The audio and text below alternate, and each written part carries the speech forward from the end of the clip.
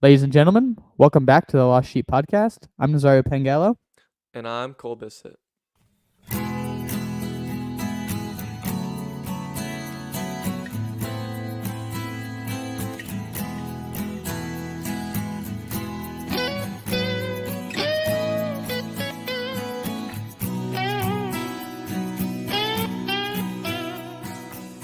And welcome back. We are on episode 20. Were you talking? Yeah, I was gonna say, can I just say one thing? That intro just gets better and better each time I listen to it. I feel like I'm just bopping, and y'all can't see us when we're doing that, but most of the time we're over here dancing because we could see our little monitors on the bottom. But it gets better and better. Such a vibe. Such a vibe. No, sorry. No, that was a You great. got It's a you got great it. intro. I Yeah. don't know how we got it. I kind of forget exactly, but it's awesome. How did Yeah. we get it? Tell the story of how we got our Uh, intro. how did we get our intro? Let me see. So when Nazario and I were first starting the podcast, I was trying to figure out intros, logos, and I was doing a bunch of just looking up stuff, and it had to be free because we're both broke and we have no Mhm. money. And so I was going across all these different websites, searching for these free trials, searching for anything that I could just use for 7 days. And I finally found a website that had a good intro, at least for the visual, and then it came with some solid music, and that was one of the sounds, and I was like, okay, this gives me like a acoustic vibe, and I think that fits the religious aspect almost. I liked where it was going. So that's the story of our intro. Yeah, it was. I think the music is perfect for our podcast. It goes perfectly together, and I like the Bible verse we have on there, our logo. All looks pretty solid. But episode 20, that is an accomplishment right there. 20 episodes. It doesn't even feel personally like we've created 20 episodes. I would say maybe we've done like 5 to 10 personally is how it Really? feels. How it feels to me. 20 feels like a lot. I'm like, dang. Like looking at that, wow, we've done a lot. We started in what did we start in January? Yep. January, now June. So that's basically six, around 6 months of consistent podcasting. That's pretty solid. I feel like we've done more than that. See, you think we're doing under. I feel like we've been going for like, I feel like we're old men already. Have you? I don't So we've know. missed what? Have we missed 2 Sundays or one Sunday? We've only missed one. That's pretty solid. That Yeah, is. it's been good. Although we have individual recordings that have had to happen, but we You figured got to do those what you got out. to do. Mhm.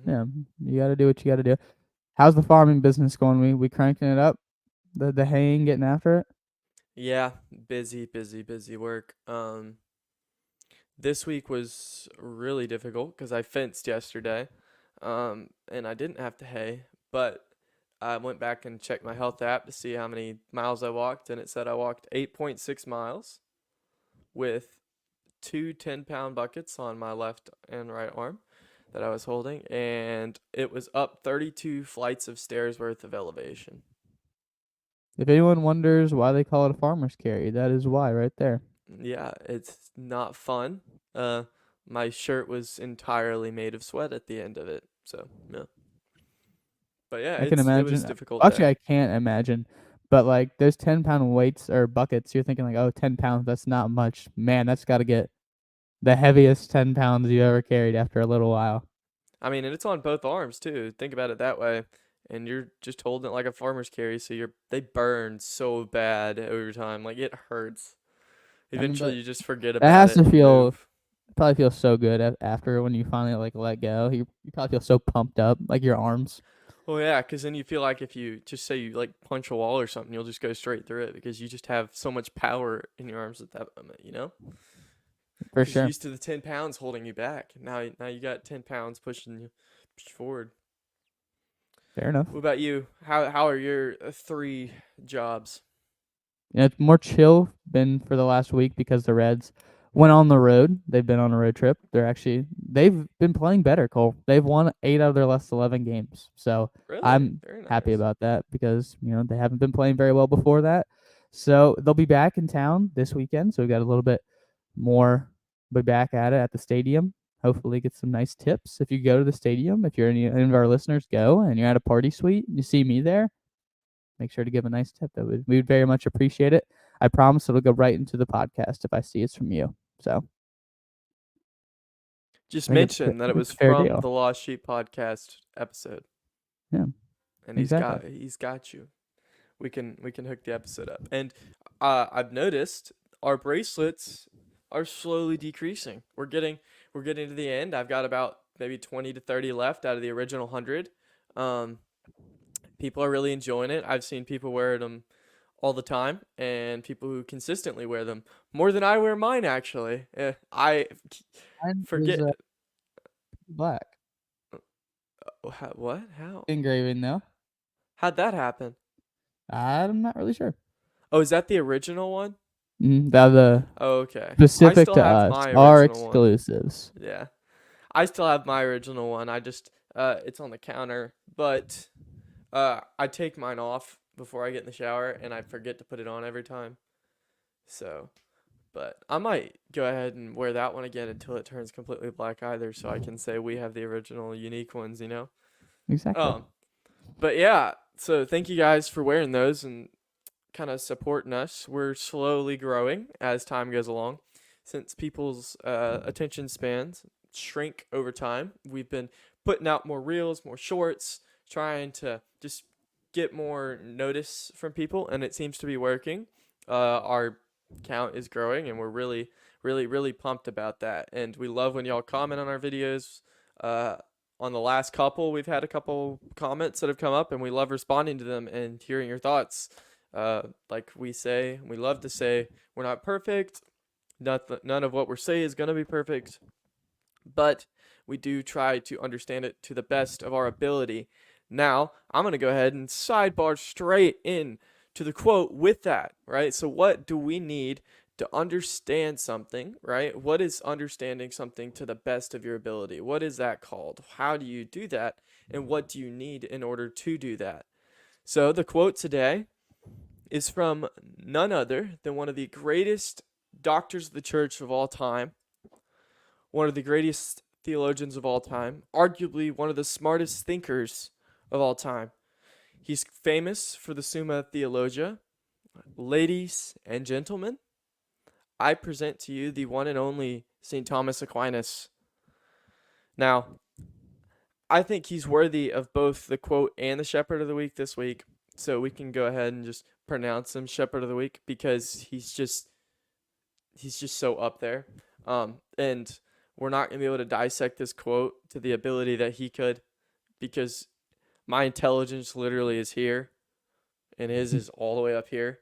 So just this is gonna be our best effort. But the quote is, to one who has faith, no explanation is necessary. To one without faith, no explanation is possible. I'm going to say that again, right? And this is a different version of it. I'm going to say a different version of it for this one. The different version is, to one who has faith, no evidence is necessary. To one without faith, no evidence is possible. Alrighty. So, I did a lot of research on this one. I wanted to spend my time because, like I said, one of the smartest guys out there. And so I really wanted to give it my best effort to try to understand where this was going, what it was talking about, and just who really St. Thomas Aquinas is and why he would say this. So first I'm going to quote Ephesians, I believe. No, this one's not Ephesians. This is Corinthians. So 2 Corinthians chapter 5 verse 7 says, "Now however we walk by faith, not by sight." Now what does that mean? Faith isn't one of your original senses, right? You're not born with faith. Now you are created to live in faith and live your life by faith, right? And use it as your sight, right? Because you can't see faith, but faith is almost like a feeling and something you have to choose, right? You have to choose to have faith. It is your choice if you have faith or not. And what St. Thomas Aquinas, in some sense, is saying by this, if you don't believe in faith and you are not even open to the option of faith, then you can't really have faith, right? You can't really explain faith to this person because they won't understand it, because faith is like a feeling. It's your own choice, right? And if you don't choose it, you can't really explain it, if that makes sense. And then to the people that do have faith and make the choice to have faith, no explanation is needed because they know that feeling. Now, in order to choose to have faith, you must already have faith. Think about it this way: faith requires faith. In order to have faith, you must first have faith that faith exists. And so that's built off of trust. And in my opinion, trust is one of the greatest roots of faith, and often the first step we all take when talking to somebody or meeting to someone for the first time is learning how to trust them so we can have faith in their abilities to trust us back. What you got? Just If you're a start it person out off. there who doesn't believe that they have faith and that they don't have trust in things that they can't see, I'm afraid you're just wrong. And most simply put, you're sitting on a chair right now. Cole and I are both sitting on chairs right now. Our trust, our faith, without even thinking about it, is fully in this chair. It's fully in this chair, being able to hold us up and being able to support our weight. How in the world do we know that this chair can do that? Right? How do we know? Because we're told it's a chair. That's its purpose. That's its goal. We just sit on it. We don't even think about it. We sit on a couch. We get in our car and we just trust that it's going to work somehow. We have no idea how a car works. You may know how a car works, Cole. I do not. But that engine's just going to start roaring and we're going to be driving and we're just pressing the gas. And somehow the gas makes us go. Somehow the brake makes us stop. We have faith that those pedals just work. So if you think you don't have faith in some portion of your life, and just inside of you, you're just wrong, because it happens in our daily lives all the time. Now, like I said, with the chair, right? The chair's purpose, what is the chair's purpose? It's to hold us up. It's to support us when we need to sit and we need to relax or record a podcast like we're sitting right now. And God's purpose, right? He is love. His purpose is to love. And he reaches out in love to us. Sometimes, a good amount of times, people believe and think that they aren't worthy of love and that they don't believe in this faith of being loved, right? And that God would do all these things out of love. Sometimes they think God is this hateful God and all these different things. It's very hard to explain to them exactly how God works because we ourselves don't even understand how God works. But simply put, God, his purpose is to love, right? He is love.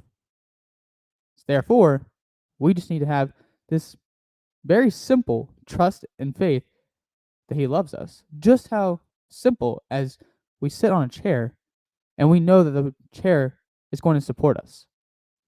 God is there to support us even more in that love.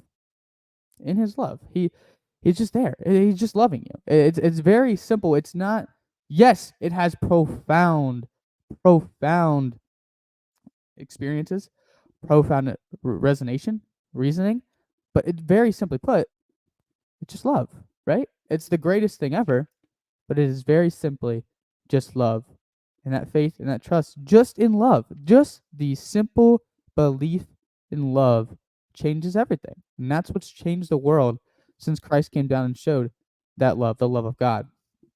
I think we can take this away from Christianity a little bit into our daily lives. Well, Christianity isn't our daily lives, but in other things in our lives, and that we all need to learn to be patient and to be good listeners in all different facets. This could be, listening about, what Cole tells me about Lionel Messi being the greatest of all time, or it could be about a Christian telling another Christian, "Hey, you're doing this, and I'm judging this action that you're taking because this action isn't what you should be doing." And a lot of people, very stubborn, including myself, Cole in different ways as well, we're both very stubborn. We're all stubborn in our own ways. This quote is much about that as it is about faith. It's about, if you don't have faith that something is right or wrong, you don't have faith that this action or decision you're making is good and what you should be doing, then no explanation towards that action or towards that choice is ever going to help you. But if you have faith in your actions and in your decisions that you're making, well, nothing could ever change that. People say to us Christians, why are you spending your entire life giving your life to a God that you've never seen, that you don't I mean, we know God personally, but we've never seen him.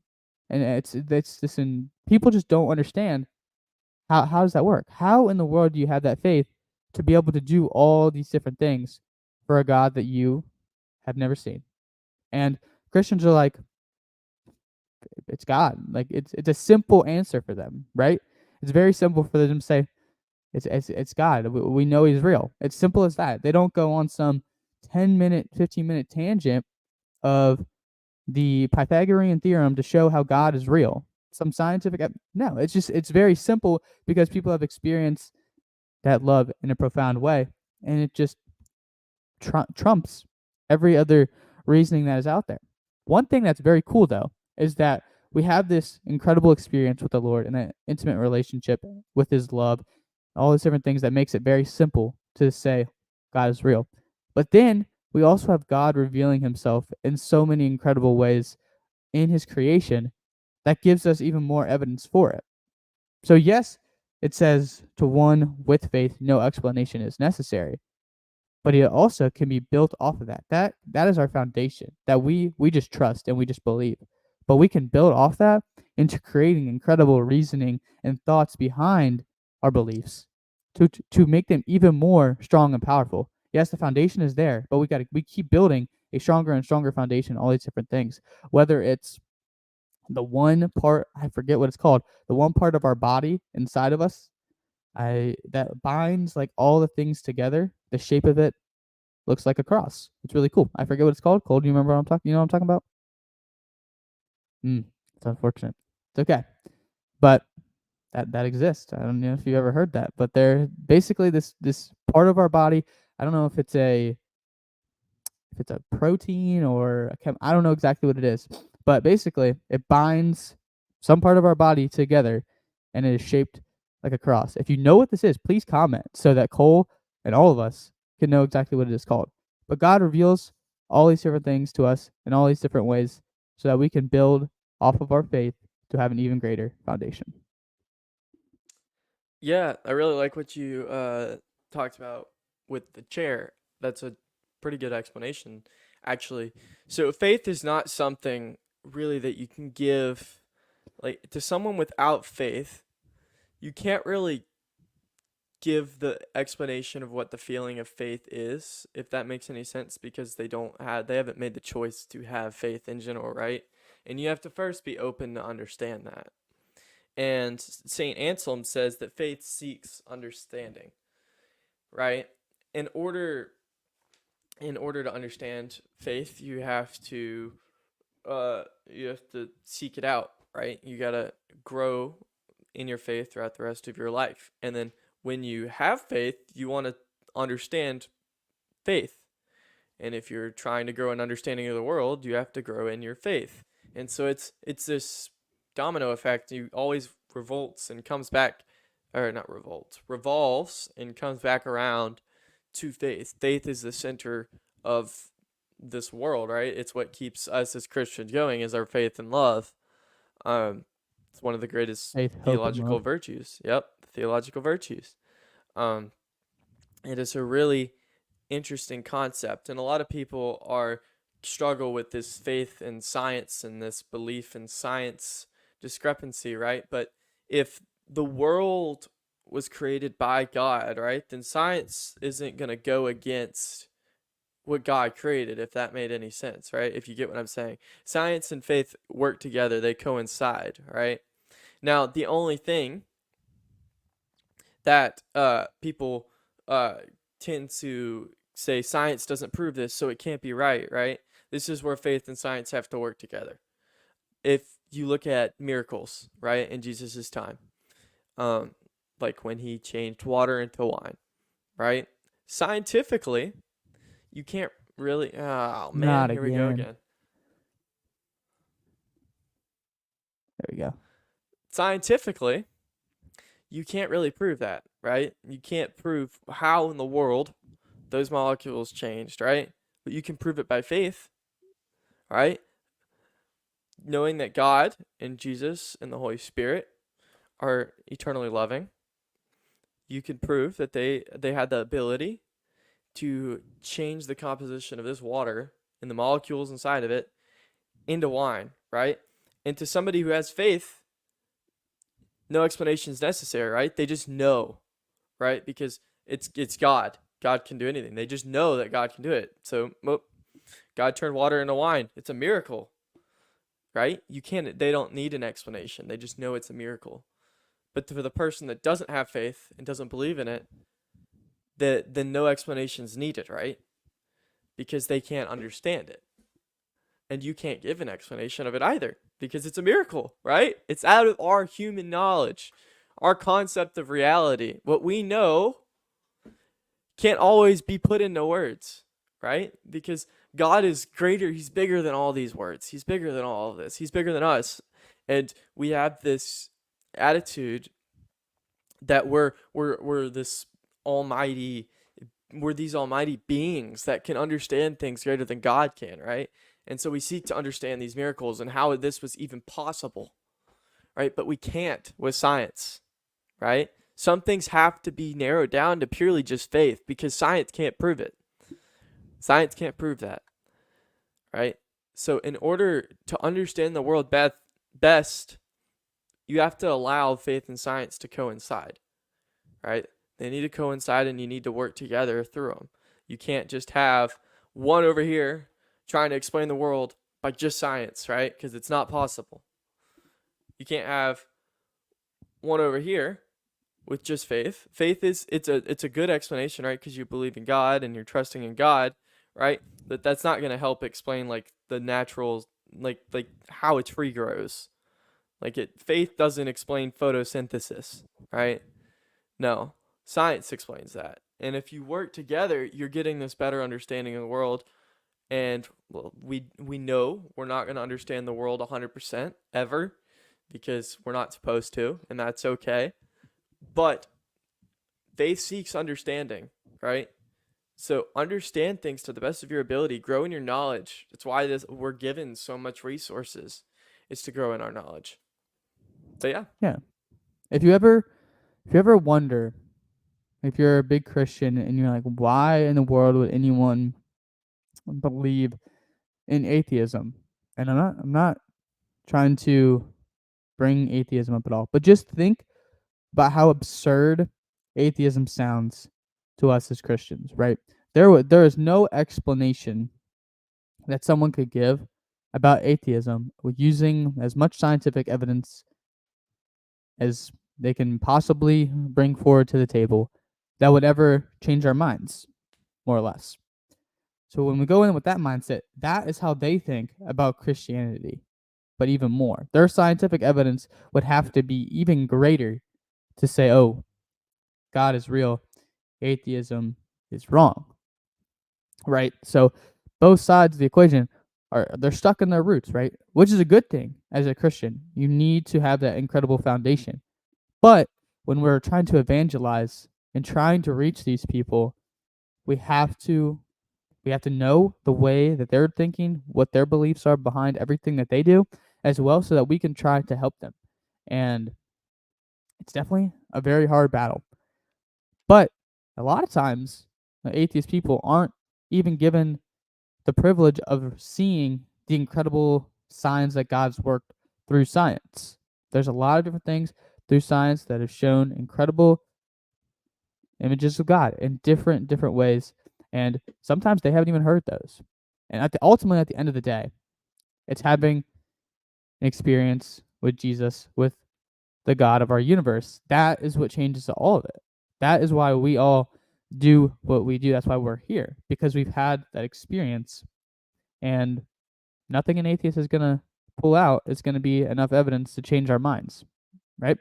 Nothing could ever change our minds, hopefully, if we're grounded in that enough as we should be. So yeah, I had something else when you were talking, I forgot to write it down. It's really I was trying to Yeah.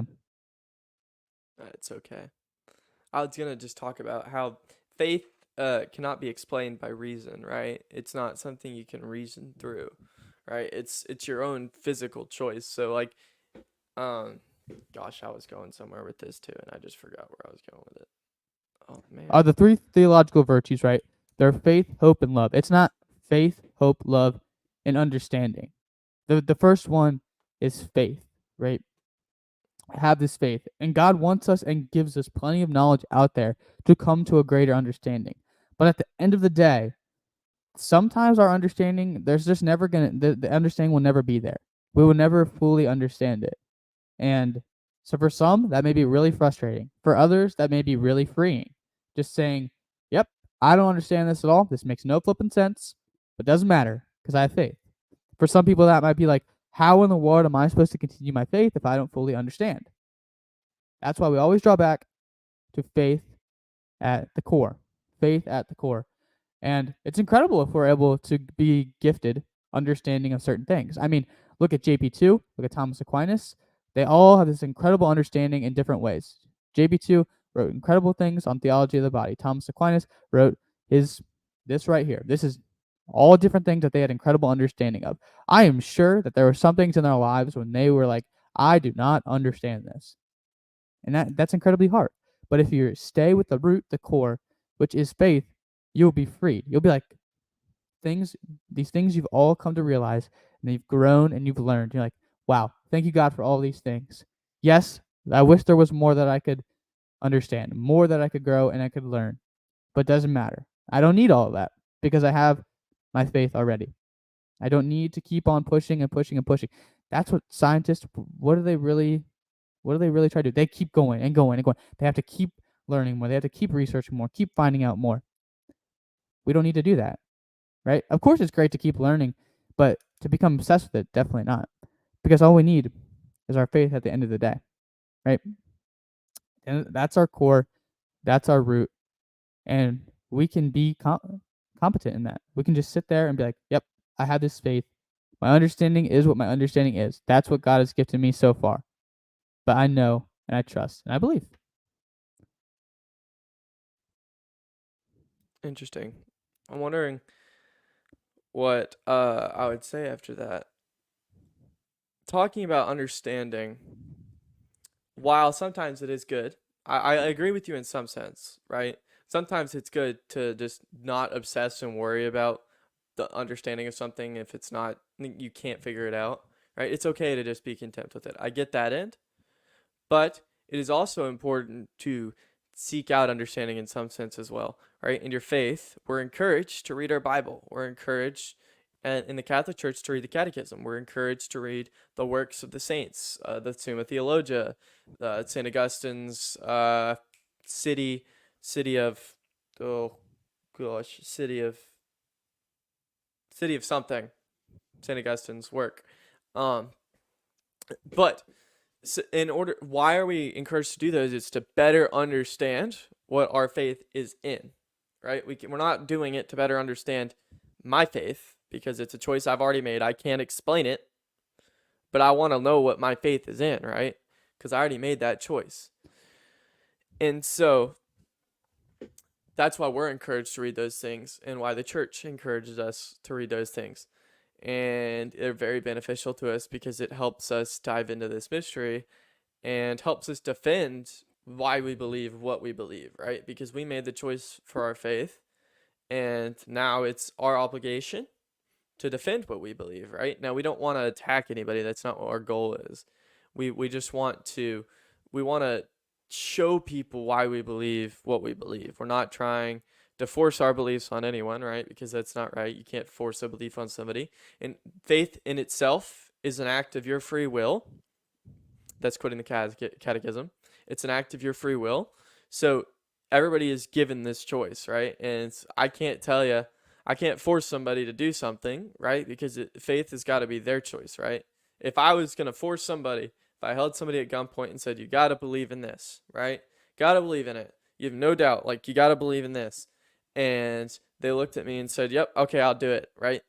They're not actually believing in it, right? Because it's their choice and their conscience that they have to believe in it. Their free will has to let them believe in it.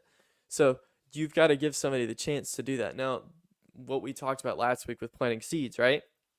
It's okay to go around and plant your seeds, right? Like, we want to evangelize the Catholic faith to people because we believe that it is the true faith. Now, I'm not discouraging any other faith, because if I walked up to a Baptist and asked them what they believed and they said, we believe that the Baptist faith is the true faith, I would say, that's good. I'm glad you 100% believe your faith, right? Because I would kind of be like, why don't you believe 100% that the Baptist faith is your faith? Like, why? Or if I went up to an atheist and I said, why don't, do you 100% believe that a God doesn't exist? And he said, yep. I would say, okay, at least you're 100% in what you believe, right? Because that's what you need to be 100% in your faith. You don't want to be skeptical about your faith. You just want to understand it, right? You want to understand what you're going towards. And I've talked to a lot of people about that conversation recently. Um, and it's really neat to kind of hear everybody else's opinions and different perspectives on it. But I myself would be worried if someone who believed in a faith that was different than mine didn't 100% believe in it, then I would kind of be worried for them. And so, but it's okay to plant your seeds everywhere else, because maybe, just maybe somebody will believe that they should 100% believe in your faith, and maybe they'll convert. You never know. And so, this kind of just the way the world spins around, and I expect everybody else to be doing the exact same thing. So we encourage you to plant your seeds. It's a big deal, right? And faith is the center of it all, and love and hope, and love is the biggest one of them all. Yeah, But yeah, absolutely. Now, I will say, going off what you said, that it's questions are not the same as skepticism, right? Like, we might have questions about our faith. That doesn't mean we're being skeptical of it and that we are downtrodden on our faith. But having good questions about, maybe this or that, or just wonderings, like different things like that, those are okay. We can figure, we can work through that. We have incredible resources, especially the internet. The internet has plenty of Catholic doctrine, Christian doctrine that can help us. There's plenty of people to talk to, whether that's a priest, pastor, sister, whatever it may be. There are plenty of resources out there to help with our questions so that we can deepen our understanding. Questions are okay. Skepticism, it's a little bit on the negative side. So we can work through these things, right? Just because you have a question, do not be discouraged about your faith. Questions are good. God gives us questions for a reason. He wants us to grow in understanding. He wants us to have our faith first, but he wants us to keep growing in understanding, and he gives us so many resources to grow in that understanding. So don't be discouraged by your questions, but seek out knowledge, seek out the truth even more when those questions come about.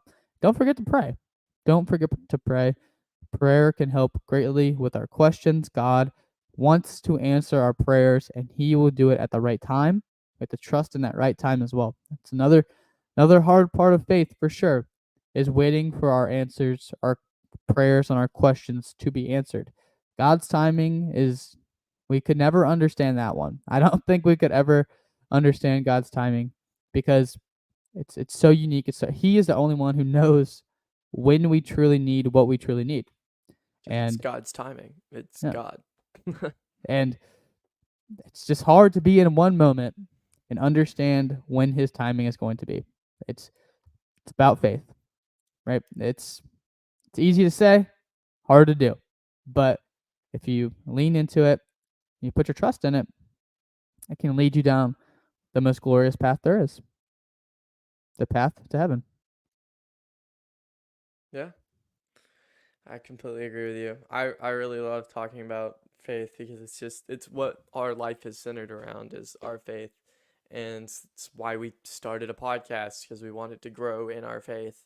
Um, we wanted to learn more. We wanted to understand more about what we believed in, right? We knew we believed in it, but we wanted to understand to the fullest extent why we believe in it, and what about it is so intriguing to us that we believe in it. And so each episode we continue to dive into our faith more, right? But we don't need an explanation for our faith. We're just trying to figure out why we believe what we believe. And so it's it's fun. We both enjoy it. I talked to him the other day. Next year is going to be really crazy for us. We have a lot of stuff going on. We got Bible studies, we got discipleship meetings, he's got work, I've got engineering homework, and we have a podcast. So it's going to be crazy, and I am trying to be optimistic about it. Um, God's timing has a way of working things out. We just talked about God's timing. He's going to figure things out, and we're going to try to continue doing this because it is something that I find really beneficial to my heart and my soul, because I love talking about topics like this, like faith.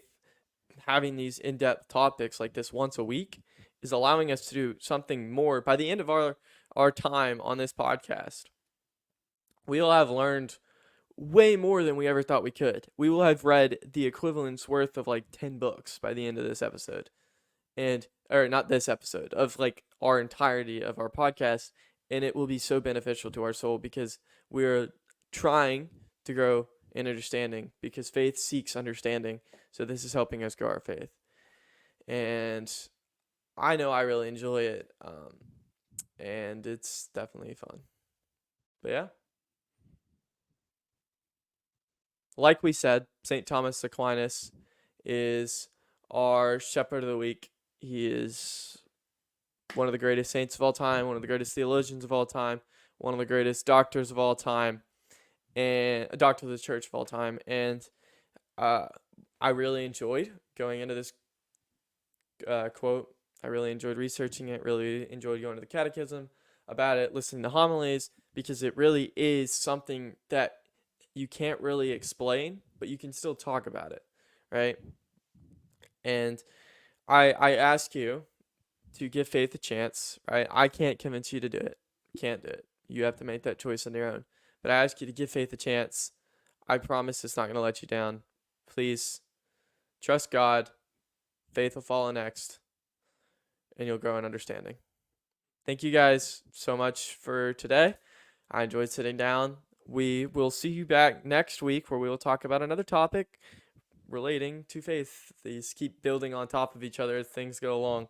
We talked about judgment, we talked about planting seeds, then we talked about having faith, and it's almost like the stepping stool of kind of the doctrine of the church. So thank you guys so much for today. We will see you all next week. God bless.